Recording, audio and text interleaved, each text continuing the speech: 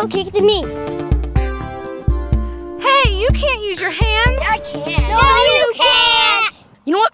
Fine. Remember the kid in your neighborhood who would take his ball and go home if he didn't get what he wanted? Some people never lose their childhood ways. Take Governor Rendell.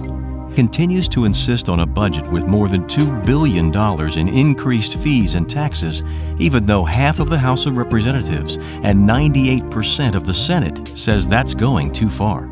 He still wants to hold up the process for other demands that aren't related to the budget, even though lawmakers say they're more than willing to consider his ideas later this year. Rendell's about to put 25,000 people out of work and shut down important state services while he refuses to meet with leaders of the House and Senate.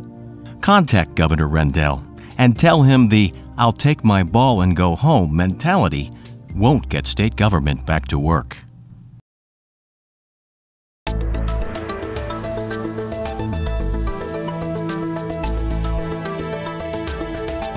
Today is day 7 of the state budget impasse. Negotiations continue, but at a very slow pace. We are less than 48 hours away from a shutdown of state services and 25,000 employees being laid off. State parks, driver's license services, museums, casinos, and more will grind to a halt on Monday if an agreement on the budget is not met. The question remains, why did it have to come to this? If the governor cared about the workers that help support the critical state functions that are performed every day around this Commonwealth, he would have taken time out of his schedule to attend one budget meeting, but he hasn't. Budget negotiation meetings were held throughout yesterday, with the Republicans showing willingness to compromise, but they met stiff pressure to agree to all House Democrat and governor's demands. The budget and subsequently the people of Pennsylvania are being used as pawns so the governor can get various unrelated initiatives enacted. Most of those could be resolved at a later date without impacting state services and causing more than 25,000 layoffs.